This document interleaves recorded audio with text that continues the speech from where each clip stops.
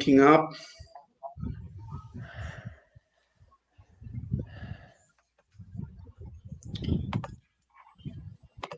Sorry. All right, perfect. Save changes. We are live now, and very welcome, a warm welcome to Dr. Robert Davis, who is joining us today from Philadelphia, US, and Tim Giron, who is joining in from Texas. Welcome, both of you. A very warm and a good morning. How are you, Rob? Good morning to you. Yeah, I'm based out in India, Bangalore, Rob, and here it's 7:30 evening. Yeah, so it's a different time zone altogether, but good we are together. And so, people, my name is Kumar Pushpak, and I head the team here at Ijona Services.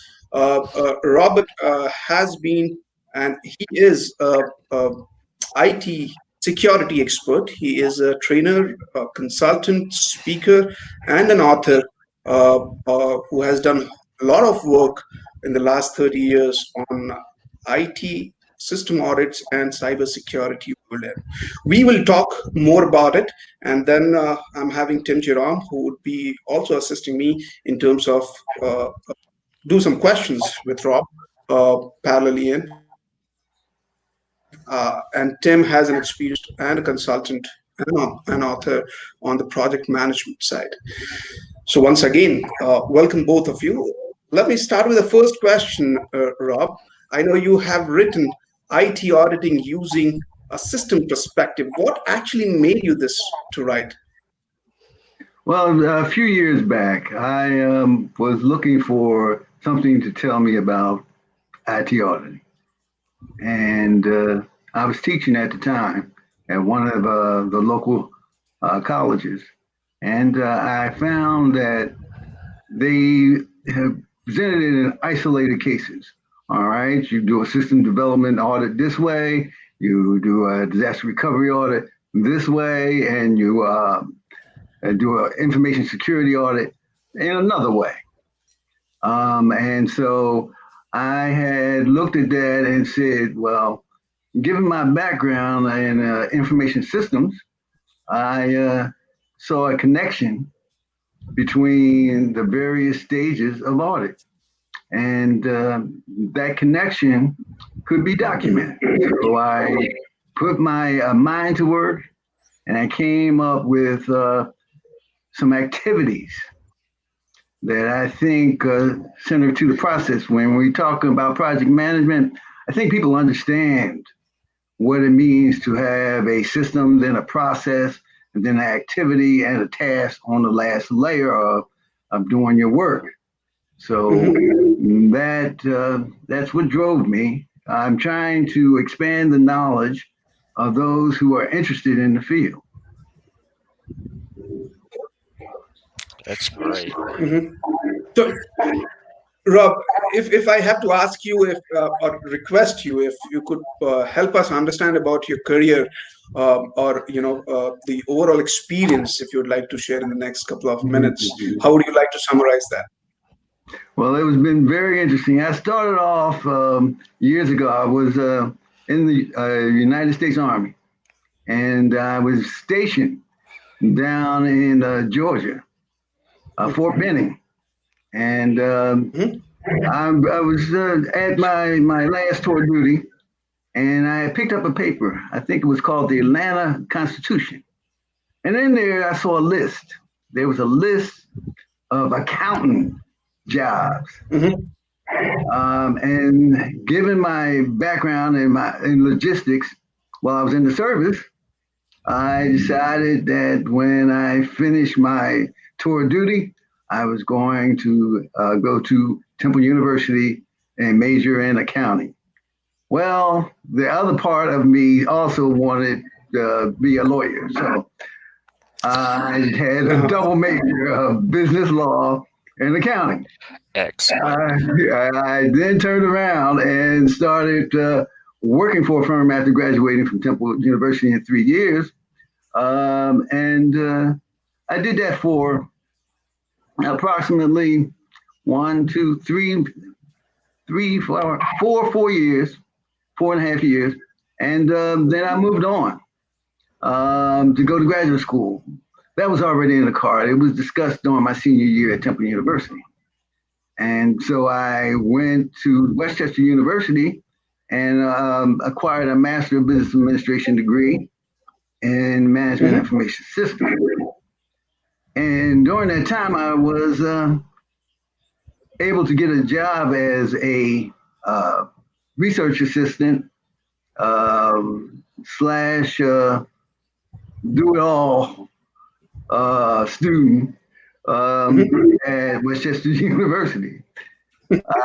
So after going through the program at Westchester University, and near the end, I talked to the dean of the School of Business Administration and Public Affairs about job opportunities.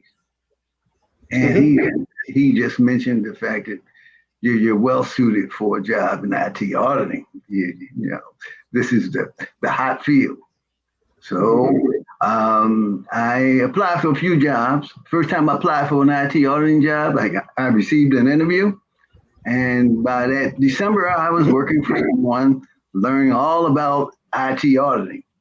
So that's how I got my start.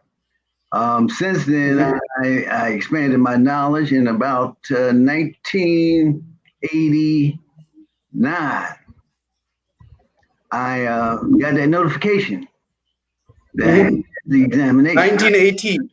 1980 is the year when I was born.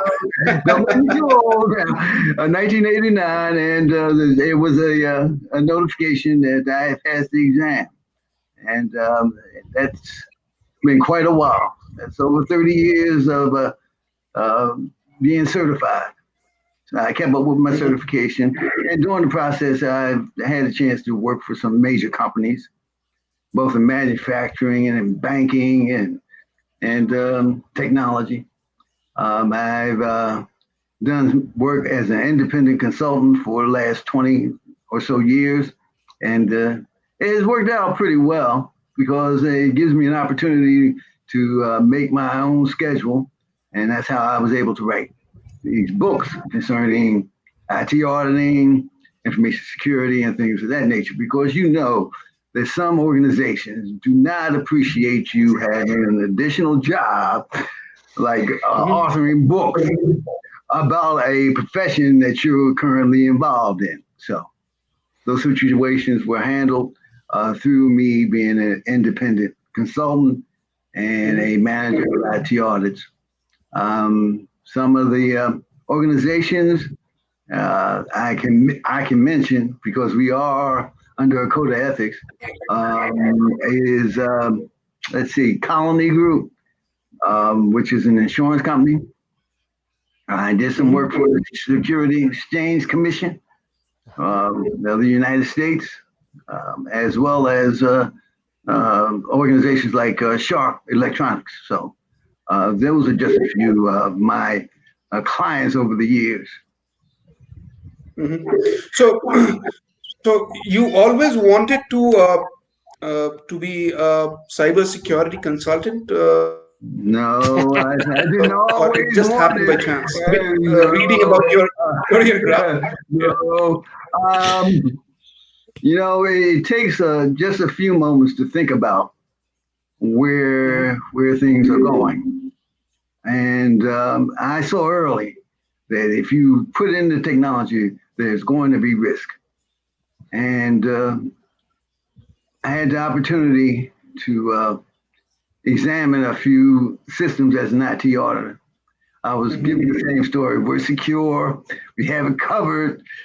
I know some of them did not appreciate what I had to say about their current infrastructure, but it was for the best. You know, there are always potential gaps, vulnerabilities that you have to look at.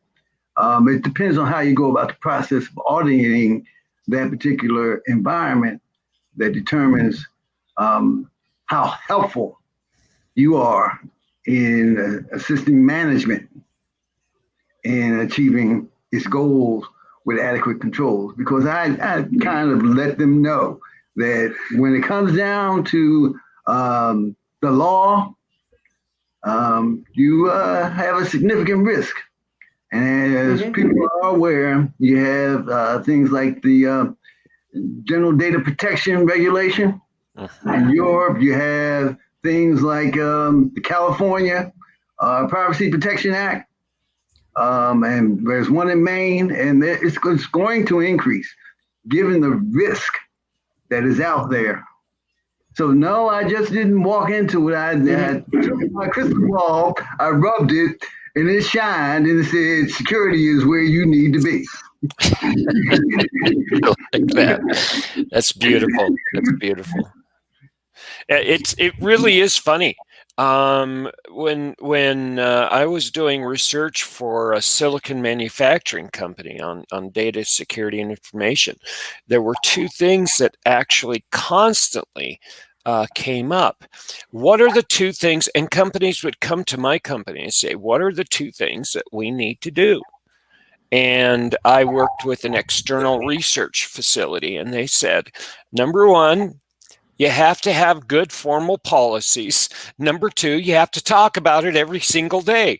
It's like brushing your teeth and doing exercises and scrubbing the kitchen sink. You cannot not do IT security. It's not a policy you put in a folder in the cabinet. And this is the greatest weakness. It's the education and the constant awareness. And people don't function that way. It takes conscious effort to do this, and it is huge risk. What are the big risks that any company just out on the internet faces, Dr. Davis? I think the biggest risk is the capturing of personally identifiable information. There have been numerous attempts in various ways to acquire personal identification information. And so the consumer has to be put in a situation where they can trust the system to protect that information, whether it's at rest or in transit. And so that vulnerability for that transmission and for it being stored in a particular location, especially in the cloud, are the big risks right now. After that, we can look at fraud as another risk, because manipulation of systems goes back over 50 years. That's why you need IT auditors. Now, of course, the new term is cybersecurity. Right. Now, how big is the stretch to police the internet? Last information I have on the locations of the central data systems for the internet is there's 13 locations. And those 13 locations are constantly under attack. Do you have the capability to control the activity that's flowing through those 13 centers? Because if you look back at computer science and how data is transmitted in packets, you will see they may go different routes throughout the system. So, establishing your perimeter investigation is a tough task at this time, given all the various devices we have to transmit data. But somehow we had to figure out how to prevent the capture of personally identifiable information. And that's real tricky, because you pointed out the exact thing. Here I am, a business owner. I'm making like $500 million a year, and I think I'm doing well, and I've outsourced a lot of stuff. I've outsourced storage over there. I've outsourced my business information over here, and I'm running a really good distributed environment. And any part of that chain, any part of that system gets exposed and my client's personal data, I'm accountable. I'm accountable for things that I don't have any control over. And how do I manage that? How do I wrap my head around it first? And then how do I actually even attempt to manage it? Yes. Well, I have mentioned in my doctoral study about the fact that management made a decision, a conscious decision to collect this information. So you are going to have to take responsibility. There you go. Beautiful. So given that you have to take this responsibility, it's up to you to take the time to figure out how you can best protect that information that you decided you wanted to collect. So, Right. that's an issue. It's your onus. Perfect. That closes that gap. Mm-hmm. Okay. Yeah, Robbie. Yeah, sorry. No, I was asking. We discussed about risk, possible, the big risk of that. Uh, is there any federal agencies which actually governs the law? I mean, is there any risk from the federal state wise? Is what if the point is, what if I do not do an audit, or if I do not comply with the cyber laws, what happens to me? Well, it depends on how much the particular person injured think it's worth. So now you're talking about the law and how you're going to be reimbursed for what may have been credit cards being used by someone that you have no idea existed, or tax information being sent out and they collect your tax refund check. How do you control that? You hope for the best when it comes down to those transactions being processed. Examining details concerning the risk associated with controlling the information that is being sent out is not the most easy thing to do, but it has to be done. And like I had said previously, the onus is on the person Yeah, I who understand that. sent the information. Hmm. Hmm. No, so if somebody has to become an IT auditor, for example, what are the resources, what are the sources available for that? If somebody wants to be an IT auditor. Well, there are various sources. Um, it depends on whether you decide that you're going to be an external or internal auditor in some cases. Some people put a lot of faith in the Institute of Internal Auditors, and which covers IT auditing. Some people put faith in the American Institute of Certified Public Accountants or the Hmm. International Federation of Accountants for their information about IT auditing. Yes, you have to study. Now, getting a job. I I was fortunate enough to work for Temple University and Hmm. started a program, a Master of Science in IT Auditing and Cybersecurity. And starting up that program, the students were made quite aware of what it would take to be an IT auditor. I taught the first, or call it the freshman class, for that Master of Science program.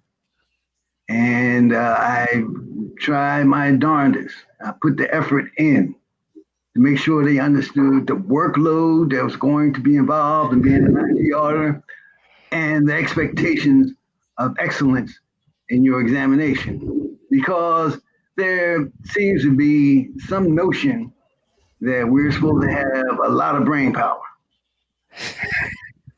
And some of it's justified. Now, will you be paid well for having that brain power? It depends on the circumstances.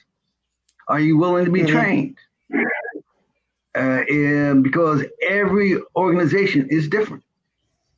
So you have to learn the configuration of that particular organization if you're working for somebody.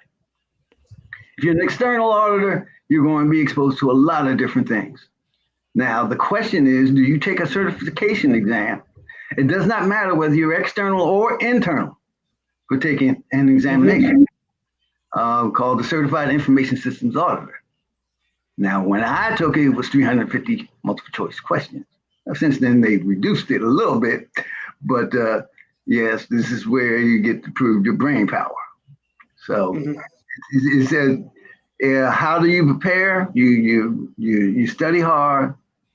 You hopefully get some experience because it's a 5-year process. They have certain things that you can substitute, but it's 5 years. Just like the CISSP, was Certified Information Security System Professional. Yes, same basic principle. So there is a belief I have that I am supposed to provide assistance and assessments. The assistance piece is that I have certain knowledge that can be useful.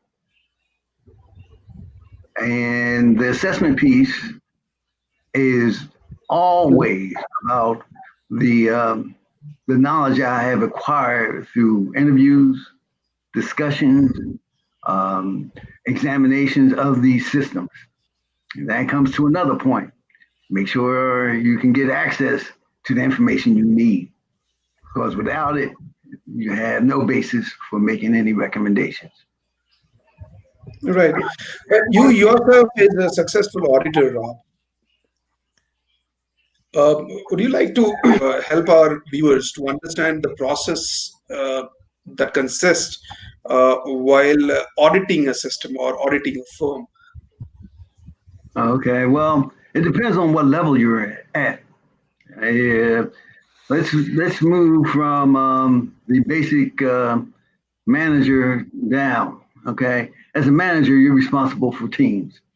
That's project management in the nutshell. And a lot of managers I've talked to love the fact that they're on different projects at different times. Now, those projects are based on a risk assessment that was made concerning that organization. How well you do that risk assessment determines what you're going to audit. Plus, you have a relationship with the board of directors, and they have certain expectations, certain things they want to look at. You have goals coming from executives. I want a 5% increase in maturity of my systems for protection. So those are the kind of issues that you run into as a manager. Now, you have what they call in-charge auditors. Now, they may be managers or they may be senior auditors, supervisors. Job titles don't matter as much as the fact that you are responsible for that particular project. And being responsible for that particular project, you oversee the planning for that project. And in planning, you're going to have to make sure you have a comprehensive understanding of the scope of the work that's going to be performed. So your examination starts with defining your scope and collecting information concerning that organization, because the state of the organization changes constantly. It is what we call dynamic homeostasis. Dynamic homeostasis means that it is constantly in flux. Your control environment, your overall environment is in a state of flux. Who could foresee COVID-19 being what it is? So, yes, you're responsible, you do the planning, you assign the people, and then you move on to making sure you review the work papers of the people that are assigned to the work. Now, as a staff auditor, you're out there doing field work. You have an audit program You have a questionnaire if you are a novice to doing IT audits. That questionnaire is basically a list of things that you need to ask the individuals that are responsible for the activities that you are auditing. Mm-hmm. You have that information, you have the program and the expectation that you're going to do certain interviews, you're going to observe certain things, and you're going to inscribe them, be it on a computer or writing it down on the old-fashioned way on paper. Mm-hmm. Yeah. So field work at the end, after the field work is done, which is two separate processes. One deals with the study because you cannot do what a financial auditor does. You cannot walk into a situation and because you have an accounting background, know that this is how a debit is supposed to be recorded and a credit is supposed to be recorded. Every organization has a separate configuration and possibly a different version of some software you may be familiar with. Now you've got to go and do the research to find out what is going on with this particular organization. So you study it, you evaluate it, and you determine if they have adequate controls. After you've studied it, then you go and test it. You test it, Right. you examine it, and hopefully everything comes out well. You find they have adequate controls, appropriate controls, and you move on. Now, True. we go back to the in-charge auditor at this point. And we have to go back to the in-charge auditor because he's got to review your work papers. Mm-hmm. Mm-hmm. Examine those work papers to make sure they meet the planning that was made. And if there were changes, record the changes that you made.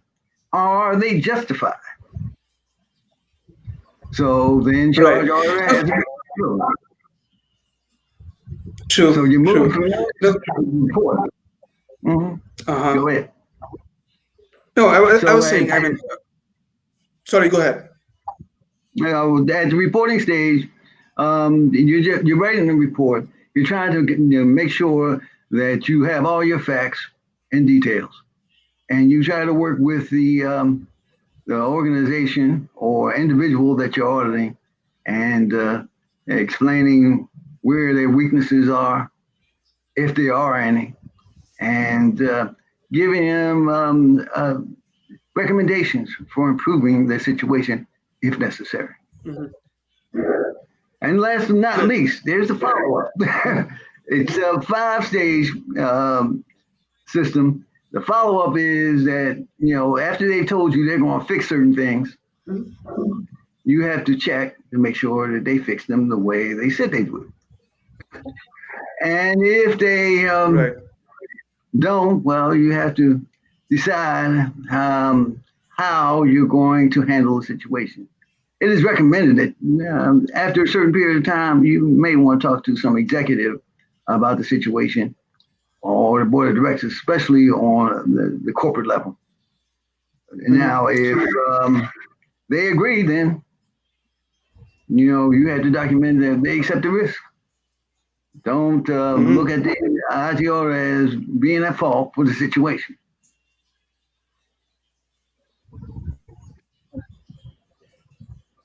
Yep.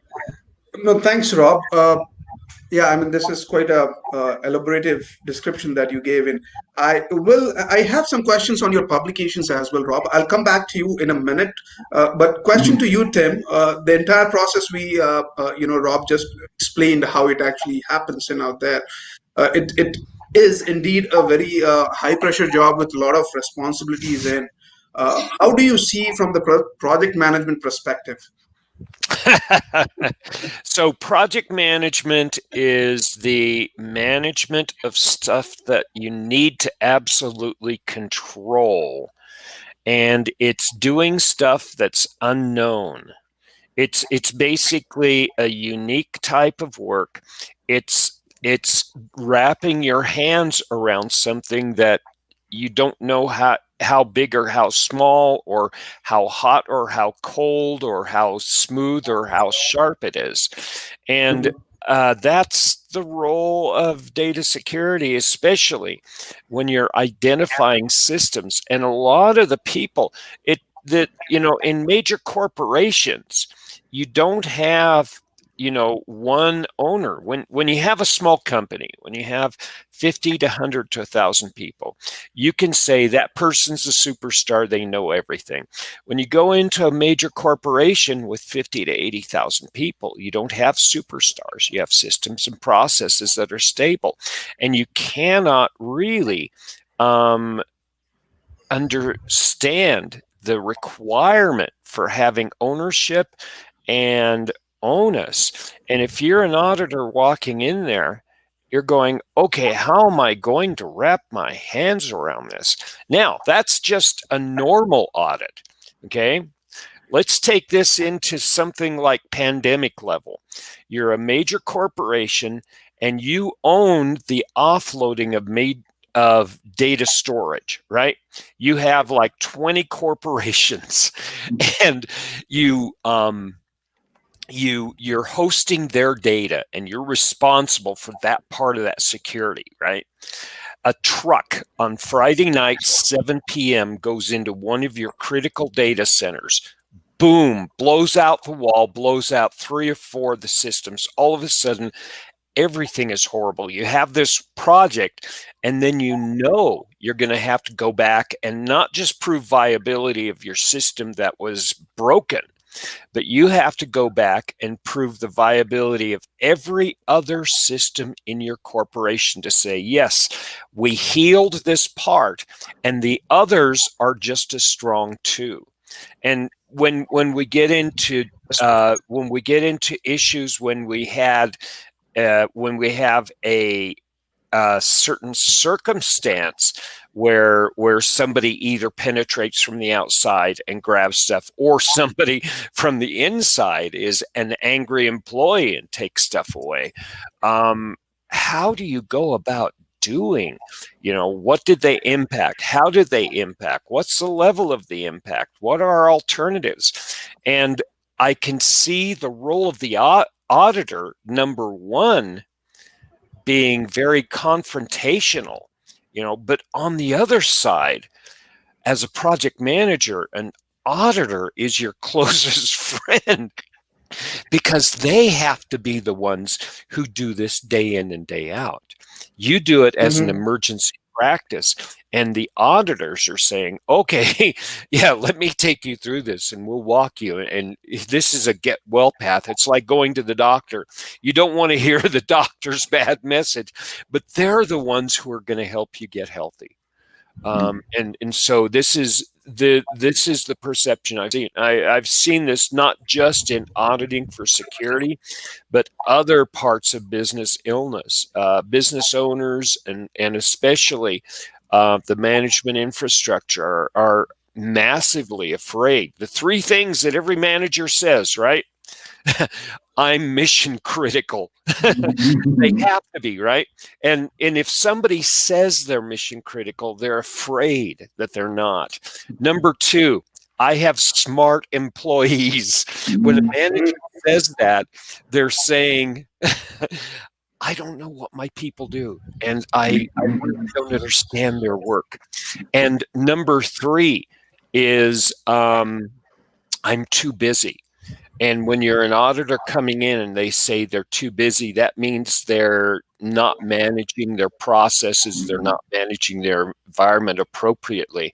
And if you catch yourself either as a project manager or a manager saying these type of things, you're obviously you have a bunch of work that you have to get done. First of all, sorting out your organization, and second of all, figuring out how you as an individual are going to manage these. As a project manager, we tend to get into a rat hole of blaming everybody else. But there's that level of accountability that every person from the CEO down to the janitor has to have. And Dr. Davis, that was what I was hearing from you. is that accountability is not just a business accountability, but it's a personal accountability. Yes, accountability, responsibility are two of the main emphasis on what is supposed to be done in an organization. Accountability and responsibility for ensuring data is protected, that you have an adequate business continuity plan, because you will lose your customers if you do not have the capability to recover from a potential disaster like a truck running into your data center. The customer wants to order a pair of pants, a new dress, some jewelry. They will go to another website and pick up that particular purchase. Or do you want to risk them becoming loyal to another customer? You want to keep your customer experience at its highest level. And in order to do that, you have to have things like disaster recovery, business continuity, within the scope of your work. And the auditors have a role as consultants. There is a line that we have to draw if we're going to be auditors about what we say about a particular situation. But we do not implement controls. We recommend them. And so if you have some faith in what we say and we are able to produce evidence of that particular circumstance, then maybe you should look into it a little deeper. So I do have a follow-on question for this. We're in a unique situation in our society. Things have changed so much, and we have to realize we're running business as not normal. And we're going to run business at not normal moving forward. We can't ignore that. Is there anything extra the people who possibly are doing what they're doing, is there anything more that you would recommend them do? Or is it just maintaining the course, brushing your teeth every day and doing your exercises? No, it comes back to something we said earlier during this taping. It's awareness, training and awareness. If you're perceptive, you can possibly try to handle all types of emergencies. If you're not perceptive, as soon as the situation develops, make sure you have an adequate plan to adjust the perspective of the people that are working for you. Because if you don't, when it's the new normal, you're going to have to handle things a different way. You want to be ready going out the gate. You want to make sure that when you say you're open and you're following all the rules, as some people have already started doing, that your customers are satisfied with the protection they receive when they enter your shop, the protection they receive when they go to the internet, about the delivery times and things of that nature, given circumstances. Not to get political, but the delay in the Postal Service has affected a lot of people. So who are they going to go to have their packages delivered? FedEx? That means a government corporation is losing money because they're not delivering things on time. I had an image when you were talking about this earlier. It's like running a McDonald's and watching your employees. And it's an employee who walks by a napkin that was just thrown on the floor. And how do you actually create an environment such that those people, those employees, care enough so it's just a natural process that they just scoop it up on the way back to the kitchen? And that's that's the key. And when we're talking about culture, we're talking about top-down responsibility. Yeah. And how do you actually create that that accountability, like you're saying, not just for the work you're doing? You can actually do that for yourself, but how do you influence the people in the organization group to make that happen? You have to put an emphasis on the culture that you're currently in. Management has a responsibility to promote a particular type of culture. We have seen some of the net results of bad cultures. Sarbanes-Oxley would not have come about if we had good cultures. Right. Culture, you have some morality about you and some ethics in doing business.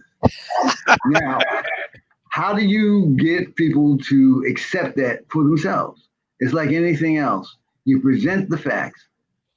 You show them where it's advantageous for this particular company to promote these particular ideas. And you have to try to make sure that those people adhere to it. Now, there have been a number of cases. People have gone through investigations to take on jobs at different levels. Some of them very high level investigations. But after they get into the company, all of a sudden they decide they have no morals, or they think that they're reducing the risk of losing their job. So they go out here and commit some act that can cause a lot of problems. So, those are the kind of things that need to be handled. There is a flow between your environment, your culture, and your climate that you need to seriously consider when you're an organization dealing with either the public or other corporations or industries. Let me ask you this, Dr. Davis, a question. You have done audit to so many companies out there. On the priority list, where does cybersecurity stands for a company? I'm talking in general, with your experience. I missed some of that because of a delay, latency. Can you repeat the question, please? Yes, I was asking, with your experience, you have done so many audits to the companies out there with all sizes, from small, mid, and large. Uh, I would like to understand, on a priority table, where does the cybersecurity stands for a company? No, okay. I did a study on corporate information security for 500 of the largest firms, and there was a 5-point scale used from 1 to 5 that they were rated on, and most of the 500 corporations fell on 3, which means that they're working on getting stuff fully implemented. And that is a dangerous situation because cybersecurity is increasing. They need to Has move it to the next changed? level. They need to move to the No, next has it? level. Have you seen any change? I'm sorry. Have you seen any changes pre-COVID era to the post-COVID era? Is there any change in terms of Well, the increase in the priority or security, the seriousness? the people who work Yes. from home, the increase in the need to handle, bring your own device and bring your own technology has increased. And that in itself, it has a lot of issues because how do you make sure that a mobile device has the security that you have within your organization for desktops and possibly a mainframe. So that plus the applications that you use while you're at home. Okay, the collection of data from the organization. How are you going to store it? Are you going to store it on that mobile device? And suppose one of your kids gets a hold of that mobile device. Then what? Suppose you get out of a car and your mobile device drops. You drive home, realize that your mobile device is gone. You go back to the location where you was last at, and the mobile device is not there. So where is it? Yes, they have some software for location, but some of these techies know how to disable that too. So And then it's a new process altogether. Yeah, it's a new process anyway to recover the device, and then if the device is not recovered, then recover the data. It's a new process and the new steps altogether to start it. Well, yes, and so that's the big issue right now. It's called workplace security. That has become a major issue. The Internet of Things it has been something that has been presented as something that needs to be done about security, but given the current situation, the emergence of coronavirus, you need to really work on workplace security. Right. Let me take a few questions on your publications, Dr. Davis. You have written a book on assuring information security. Do you foresee writing additional titles in this area? I mean, do you have any further plans for this? Yes, I do. I've signed a publishing contract with CRC Publishing, which is a subsidiary of Tyler Francis. And the current title is Information and Cyber Security Governance. I think in order to straighten out some of these situations, we have to have appropriate governance. My doctoral study was a quantitative examination, and so there's generalizability to it. I think there's a lot of room for improvement for governance. And in that governance, you are talking about how you're going to handle your culture, your climate, and your environment. And management has to adopt that governance stance. There are maturity models out there that they can use to evaluate where they are. I even provide a formula for calculating your current effectiveness for information security governance.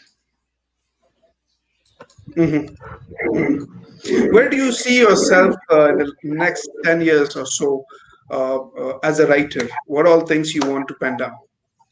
Well, I'm hoping that people will recognize the importance of what I have presented, and a little recognition does not hurt the ego. It shows you made an effort, and people understand that effort. So yes, I would like to see a few awards for my work that I've put in over the last 15 years. And in 10 years, I'll probably still be on the internet instructing students on various aspects of information security, of IT auditing, to my primaries, as far as research is concerned. It all wraps up into governance, risk, and compliance. And when I pursued my doctorate degree, my whole aim was to improve the amount of assistance I can provide these organizations in the managing of their information systems. Mhm. How difficult, or what is the motivating factor in writing a book? I know it's a tedious job so far. It's concerned to me. No, well, Tim you is have writing to. and doing a lot of thesis in his Okay. areas as well. But what kept you motivating, in terms of writing books? I will not tell a lie like George Washington said. I will not tell a lie. And, it sometimes comes down to actually saying that I'm going to get this done because I'm interested in doing it because I have a personal stake in it. Write about what you uh, feel is warranted, what is needed. Someone starting off and getting motivated, make sure you understand what it's going to take because there's some days that you will get up and you say, I don't want to look at this anymore. We've written it 50 times and it still isn't right the way I see it. So, yes, starting out doing writing, what it takes to motivate is some self uh, persistence and consistency in Uh-huh. doing the work. So yes, that's Also, in a way, when you write a book, I believe you actually create a legacy, isn't it? Which can be referenced anytime in the future, maybe 5 years, 50 years, whatsoever. The legacy that you're yes, creating. yes, and yes. But make sure it's if you're doing nonfiction, make sure it's factual. Make Hmm. sure it's Hmm. supportable. I spend a lot of time making sure that things that I've said are supported by other people. As a doctor, it's expected of me. So I use cross Hmm. referencing to get the job done. Um, if you're a fiction writer and you decided that you're Hmm. going to write about some super sleuth who uses IT, well, that's not as important. Do you want it to last? Yes. But as you know, depending on what the audience thinks of your writing, it will be put on the shelf. It will collect dust, and no one will ever look at it. You hope through your marketing efforts, Hmm. through your ability to write, that the audience you're addressing will accept what you have to say and use it wisely. This is especially, Right. like I said, for nonfiction writers. Um, I present the facts as I am aware of them, and again, I make sure I cross-reference, cross-check Hmm. the information that I'm providing you.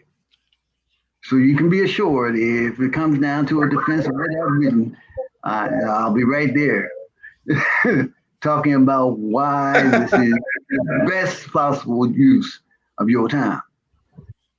Right. Right. Good. Good. I have another 5, 10 minutes. I think I can take a couple of questions from the viewers out here. Uh, uh, all right.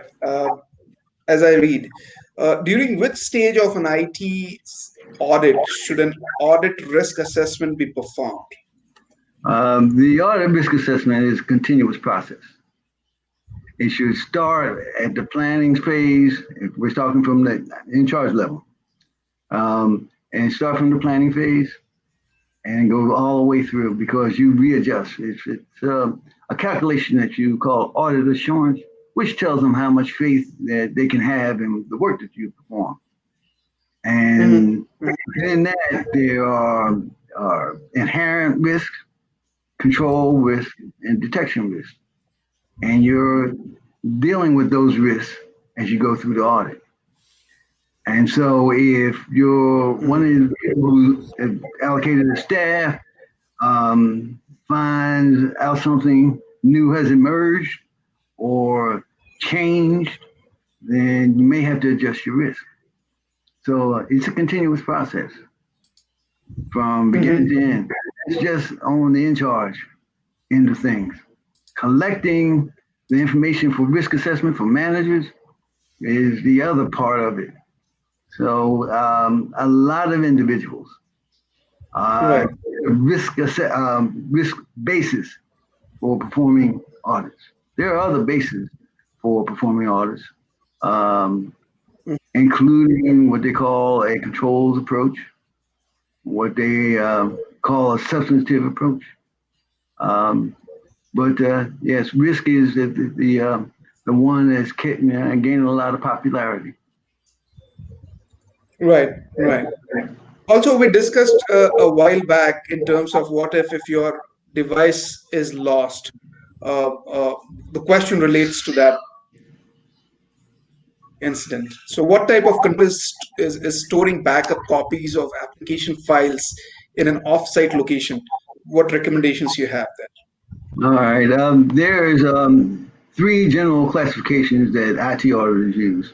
They are called preventive controls, detective controls, and corrective controls. Mm-hmm. The one that you're applying for offsite storage is a corrective control.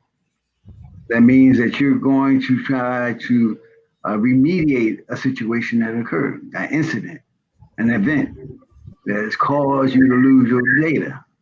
And so now you have a copy of that data available in order to resurrect your system. And it provides resiliency for the individual, corporation, or organization, because there are a lot of different types of organizations out there, including nonprofits, non-governmental organizations. That's a key term nowadays. They all need the same thing. They all need the same thing. And if you ever get a chance, you should look at the governance tree that I formulated, which lays out how from the stakeholder down to the actual governance of a particular type of organization should be performed.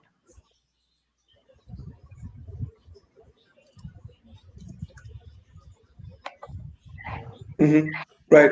Uh, one more questions I have. It's related to data analytical part of it. But are analytical reviews procedures only required during the substantive testing, or is it beyond that? It's beyond that. And let me give you an instance. I'm planning an audit. All right. I have no idea of what kind of data is currently out there for a database.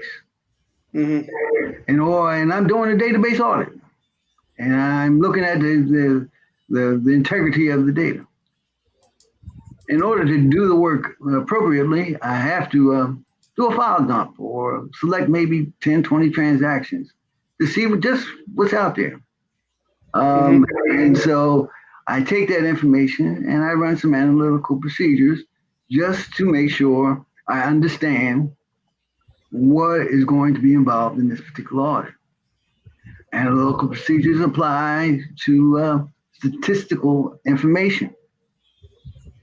And as an auditor, most of the organizations responsible for the standards and guidelines recommend,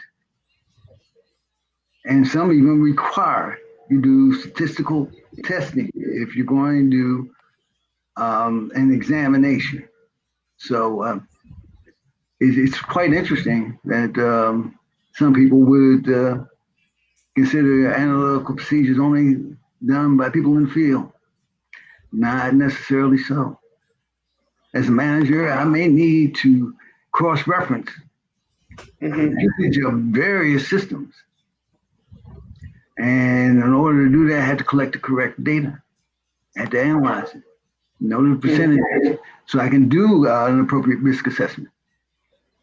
So Right. yeah, throughout the audit process, and it extends upward and downward throughout the organization.